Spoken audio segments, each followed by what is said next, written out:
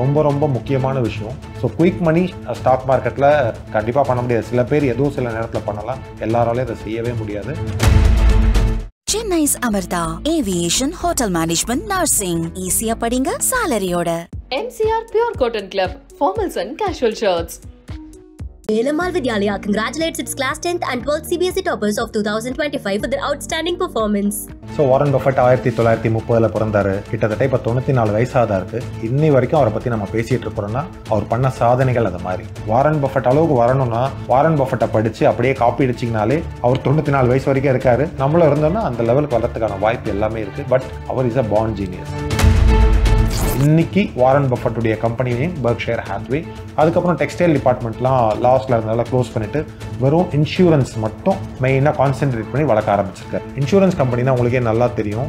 ஒரு 100 பேர் இன்சூரன்ஸ் எடுத்தாங்கன்னா அதில் ஒரு 2-3 பேருக்கு தான் இன்சூரன்ஸில் பாதிப்பு ஏற்பட்டு அந்த கம்பெனி அவங்களுக்கு கேஷ் கொடுக்குற மாதிரி இருக்கும். மீதி பேர் கட்டுற எல்லா இன்சூரன்ஸும் கம்பெனிக்கு தான். ஸோ இந்த பணத்தை வச்சுக்கிட்டு தான் அவர் நிறைய நிறுவனங்கள் நோக்கி நகர்றாரு. அந்த நிறுவனத்தில் பங்குகளை வாங்குறதா இருக்கும், இல்லை நிறுவனத்தையே வாங்குறதா இருக்கும். இதை வச்சு தான் அவர் பண்ணுறாரு. ஸோ ரொம்ப ரொம்ப முக்கியமான விஷயம், இந்த கம்பெனி உங்களுக்கு நல்லா அனலைஸ் பண்ண தெரியுமோ அந்த கம்பெனியில் இன்வெஸ்ட் பண்ணுங்கன்னு சொல்றாரு. லாங் டேர்ம் கொடுங்க. லாங் டேர்ம்னு அவர் மீன் பண்றது, இங்க இருக்கவங்கள லாங் டேர்ம்னா 2 வருஷம் 3 வருஷம் நினைக்கிறாங்க. அவர் 10-15 வருஷத்துக்கு மீன் பண்றாரு. சில கம்பெனியில் அவருடைய இன்வெஸ்ட்மெண்ட் 60 வருஷத்தை தாண்டி இன்னும் இருக்கு. சீப்னா நீங்கள் நிறைய பேர் பென்னி ஸ்டாக்ல இதெல்லாம் ₹1 ஸ்டாக்கு, ₹2 ஸ்டாக்கு, ₹2 ₹4 டபுள் ஆயிடுமேன்னு பார்க்குறாங்க. அது தவறான அப்ரோச். அணுகுமுறையே சரியில்லை. சீப்னா வேல்யூல சீப்பாக இருக்கும். வாரன் பஃபெட்டுடைய ஃபேமஸ் கோட் ஒன்று இருக்கு, price is what you pay, value is what you get. நீங்கள் ப்ரைஸ் கொடுக்குறீங்க, அதுக்கு பதிலாக ஒரு மதிப்பை நீங்கள் வாங்குறீங்க. அப்போ அந்த மதிப்பு எவ்வளோக்கு நீங்கள் வாங்குறீங்கன்றது தான் மேட்டர். அந்த இன்வெஸ்ட்மெண்ட் வளர்றதுக்கான வாய்ப்பு கொடுத்துட்டீங்கன்னா டைம் ஒரு முக்கியமான ஃபேக்டர். காம்பவுண்டிங்க்கு டைம் தேவை. நிறைய நேரம் கொடுத்தீங்கன்னா நிறைய காம்பவுண்ட் ஆகும். நல்ல கம்பெனியில் நீங்கள் பொறுமையாக இருந்தீங்க, சரியான நிறுவனத்தில் இன்வெஸ்ட் பண்ணிட்டீங்கன்னா அதை டிஸ்டர்ப் பண்ணாமல் இருங்க, ஆட்டோமேட்டிக்காக உங்கள் வெல்த் காம்பவுண்ட் ஆகும். முதல் நமக்கு சேஃபாக இருக்கணும் அப்படின்றது தான் பெஞ்சமின் கிரஹாமுடைய ஆதார குறிக்கோள். வாரன் பஃபெட் அதை அடியொற்றியே தான் நடந்தார். நல்லா புரிஞ்சிக்க வேண்டியது, ஆக்டிவ் இன்கம் வேணும், அதை வச்சு தான் நம்ம பாசிவ் இன்கம் நகர முடியும். பிஹைண்ட் ஓட்ஸ் நேயர்களுக்கு வணக்கம். இன்னைக்கு நம்ம கூட ஷோல certified research analyst PM Murali sir அவர்கள் இணைந்திருக்காங்க. நிறைய விஷயங்கள் இருக்கு, பேசலாம். வணக்கம் சார். வணக்கம் சார். இப்போ நம்ம ஸ்டாக் மார்க்கெட் அப்படின்னு எடுத்துக்கிட்டோம்னா அது ஒரு ஓஷன் மாதிரி.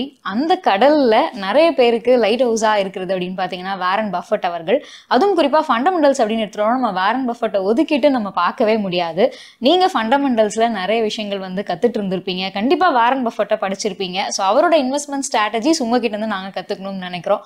முதல்ல கேட்கணும்னு நினைக்கிறது, இவ்வளோ வருஷங்களா நம்ம வாரன் பஃபெட் அப்படிங்கிறவர் தான் இந்த துறையை நம்ம பேசிக்கிட்டே இருக்கோம். இப்போ பங்குச்சந்தையில எதுவுமே தெரியாதவங்க என்டர் ஆகுறாங்க. வாரன் பஃபெட் மாதிரி அவங்களால ஒரு மணி ஏர்ன் பண்ண முடியுமா பங்குச்சந்தையில?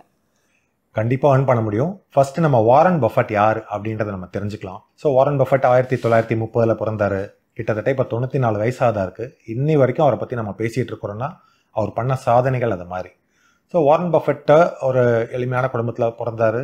அவர் சின்ன வயசுலேருந்தே ஒரு வியாபார மைண்ட் செட்டில் தான் இருந்தார்.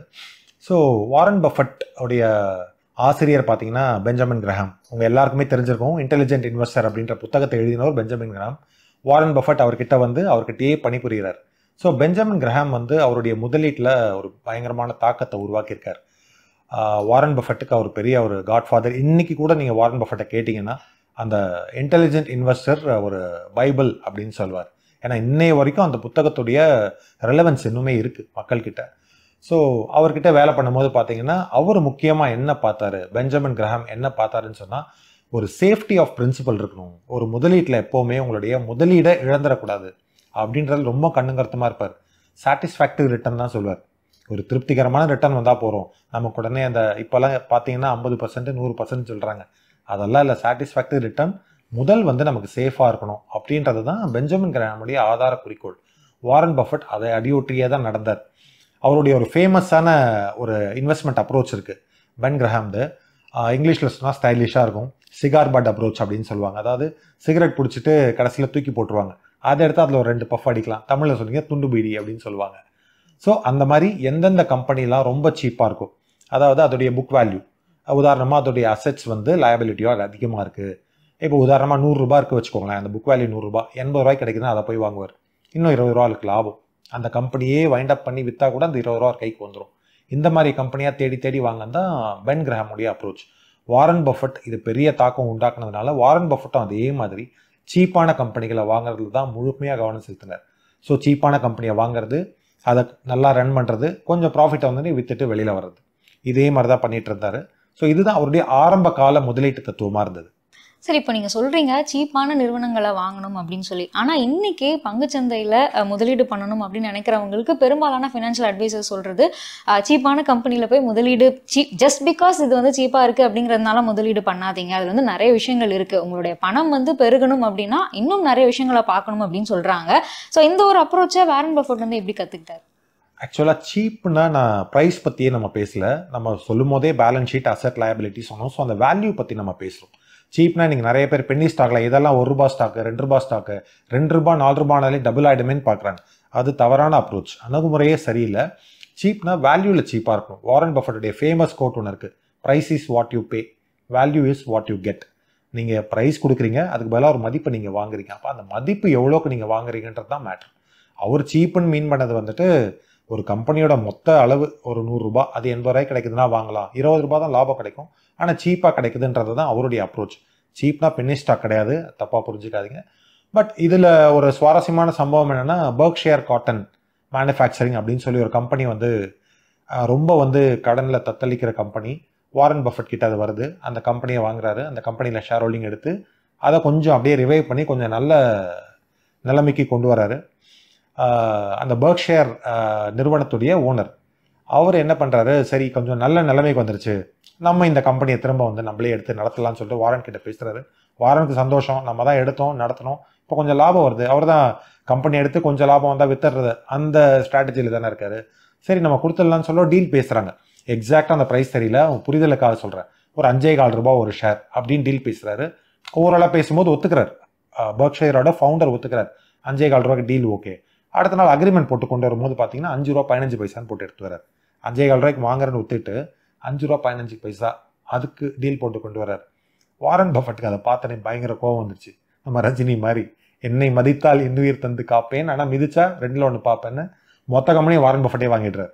அவர்கிட்ட விற்கல, எல்லா ஷேரையும் இவரே வாங்கி இவரோட நிறுவனமாக்கிடுறாரு. அதுக்கப்புறம் ஹாத்வே மேனுஃபேக்சரிங் கம்பெனி, அதுவும் ஒரு டெக்ஸ்டைல் கம்பெனி, பட் கூடவே ஒரு 2 இன்சூரன்ஸ் கம்பெனி இருக்குது, அது விலைக்கு வருது. அதையும் வாங்கிட்டு 2த்தையும் சேர்த்து பெர்க்ஷயர் ஹாத்வே அப்படின்னு வச்சிருக்காரு. இன்னைக்கு வாரன் பஃபட்டுடைய கம்பெனி நேம் பெர்க்ஷயர் ஹாத்வே.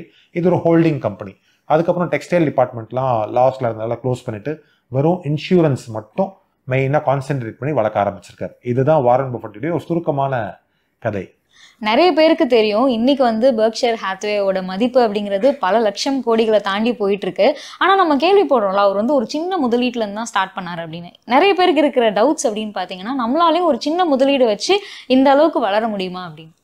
கண்டிப்பா வளர முடியும். பட் சின்ன முதலீடுன்னும் போது நீங்க என்ன ஒன்று புரிஞ்சுக்கணும்னா, இன்னைக்கு நிறைய பேர் ஷேர் மார்க்கெட் என்ன நினைக்கிறாங்கன்னா, நான் ஷேர் மார்க்கெட்டுக்கு போனாலே கோடீஸ்வரன் ஆயிடுவோம் அப்படின்னு நினைக்கிறாங்க. அதனால தேவையில்லாத கால்ஸு, இவங்க இதை சொல்கிறாங்க இது ஏறிடும், அவங்க அதை சொல்கிறாங்க அது ஏறிடும்னு சொல்லி போய் ஷேர் வாங்குறாங்க. பட் அது கிடையாது. 2 விஷயம் இருக்குது. ஒன்று ஆக்டிவ் இன்கம், இன்னொன்று பேசிவ் இன்கம். ஆக்டிவ் இன்கம் நீங்கள் வந்து வேலை செஞ்சு சம்பாதிக்கிறீங்க, ஒருத்தர் பிஸ்னஸ் பண்ணி சம்பாதிப்பார், இன்னொருத்தர் ப்ரொஃபஷனலாக இருப்பார், டாக்டரு, சயின்டிஸ்ட் அந்த மாதிரி இருப்பாங்க, அவங்க ஒரு விதமாக ஏர்ன் பண்ணுவாங்க. இதெல்லாம் ஆக்டிவ் இன்கம். இதை வந்து ஒரு சரியான விதத்தில் ஒரு சரியான இன்ஸ்ட்ருமெண்ட்டில் முதலீடு பண்ணுறது மூலமாக உங்களுக்கு ஒரு வருமானம் வரும். 2 விதமாக வரும். அதுவே ஒன்று டிவிடெண்டாக வரும், இன்னொன்று வந்து இந்த கேபிட்டல் அப்ரிசியேஷன். நீங்கள் வாங்கிட்டீங்க, கொஞ்சம் சில வருஷங்கள் கழிச்சு அந்த ஷேர் விலையே ஏறி இருக்கும். நீங்கள் தங்கம் வாங்குறீங்க, அதில் டிவிடெண்ட் எதுவும் வராது, ஆனால் தங்கத்தோட விலை ஏறி இருக்கும். இது கேபிட்டல் அப்ரிசியேஷன்.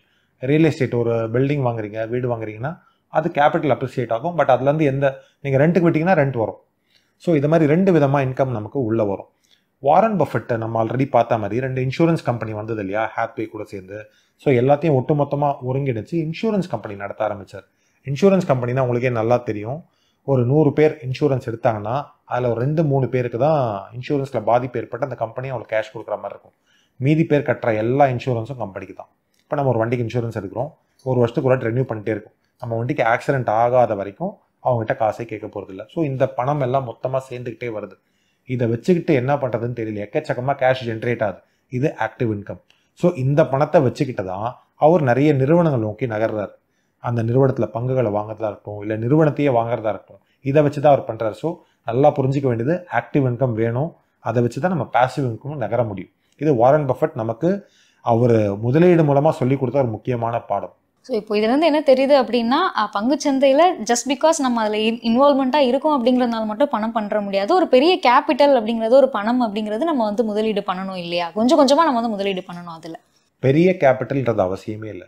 சின்ன கேபிட்டலாக இருந்தாலும் கன்சிஸ்டன்சின்றது ரொம்ப ரொம்ப முக்கியம். தொடர்ச்சியாக முதலீடு பண்ணணும். இப்போ மியூச்சுவல் ஃபண்டில் சொல்கிறாங்க இல்லையா, சிஸ்டமேட்டிக் இன்வெஸ்ட்மெண்ட் பிளான். நீங்கள் சிஸ்டமேட்டிக்காக இன்வெஸ்ட் பண்ணிகிட்டே இருக்கணும் for a long period of time. அப்போ தான் உங்கள் முதலீடு வளர்கிறதுக்கு ஒரு வாய்ப்பு இருக்குது. ஏன்னா நீங்கள் ஷார்ட் டேர்மில் குயிக் மணி ஸ்டாக் மார்க்கெட்டில் பண்ணுறது வாய்ப்பே கிடையாது. அதுக்கு பல உதாரணம் இருக்குது. வாரன் பஃபெட்டோட லைஃப்பில் அவருடைய பார்ட்னராக இருந்தவரே ஒரு தப்பு பண்ணியிருக்கார். அந்த உதாரணமே இருக்குது. ஸோ குயிக் மணி ஸ்டாக் மார்க்கெட்டில் கண்டிப்பாக பண்ண முடியாது. சில பேர் ஏதோ சில நேரத்தில் பண்ணலாம், எல்லாராலையும் அதை செய்யவே முடியாது. தொடர்ச்சியாக நீங்கள் இன்வெஸ்ட் பண்ணிங்கன்னா டெஃபினட்டாக நீங்கள் பணம் பண்ண முடியும்.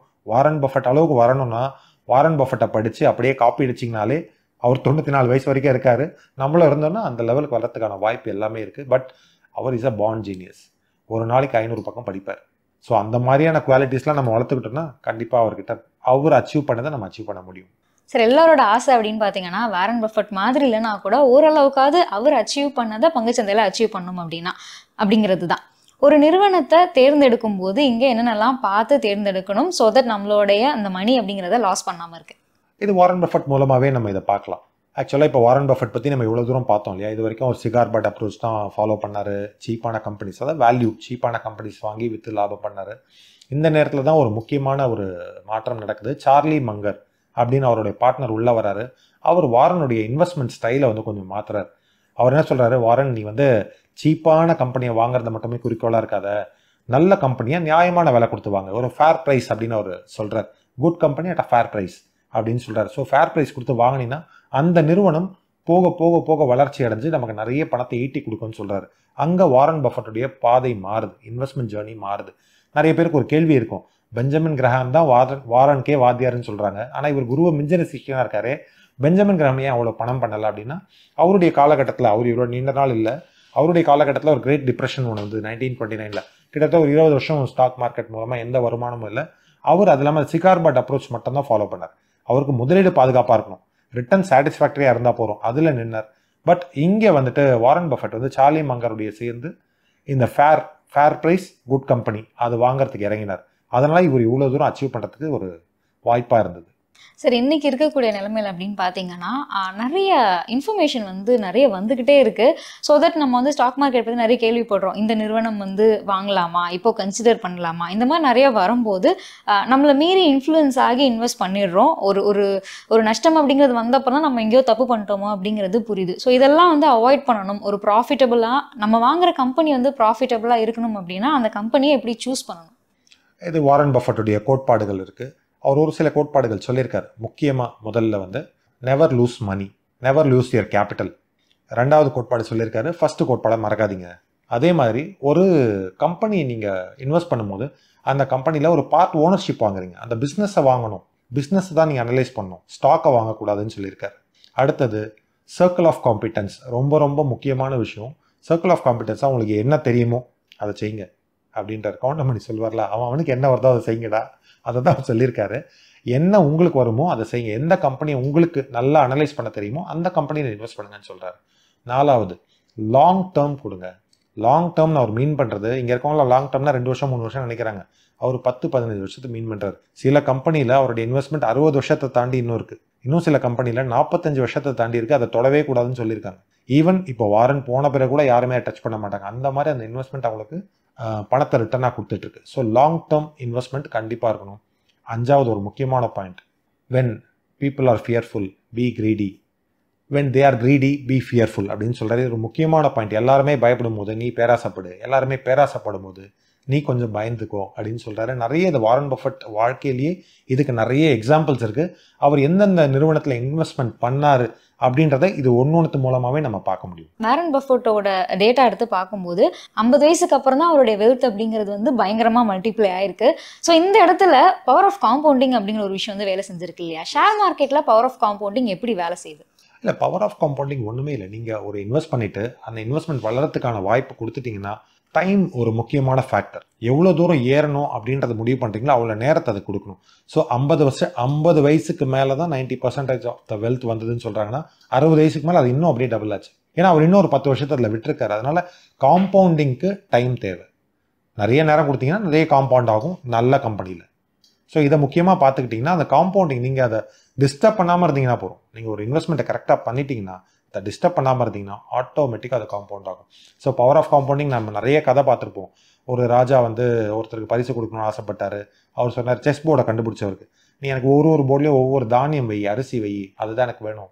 ரிட்டர்ன் கேட்டால் அவர் நாட்டில் இருக்க மொத்த தானியம் வச்சு கூட பத்தலை, 64 கட்டம் தான் இருக்கும். ஆனால் ஃபஸ்ட்டு கட்டத்தில் 1, 2வது கட்டத்தில் 2, 3வது கட்டத்தில் 3 அப்படி வச்சுக்கிட்டு போகணும். அப்படி வச்சுக்கிட்டு போனால் அந்த நாட்டினுடைய மொத்த கையிருப்பே வந்து காணாமல் போச்சு. ஸோ அந்த மாதிரியான ஒரு விஷயம் தான் காம்பவுண்டிங். நீங்கள் பொறுமையாக இருந்தீங்க, சரியான நிறுவனத்தில் இன்வெஸ்ட் பண்ணிட்டீங்கன்னா அதை டிஸ்டர்ப் பண்ணாமல் இருங்க, ஆட்டோமேட்டிக்காக உங்கள் வெல்த் காம்பவுண்ட் ஆகும். Chennai's Amartha Aviation Hotel Management Nursing. ஈஸியா படிங்க சாலரியோட. MCR Pure Cotton Club, formals and casual shirts. Velamal Vidyalaya congratulates its class 10th and 12th CBSE toppers of 2025 for their outstanding performance.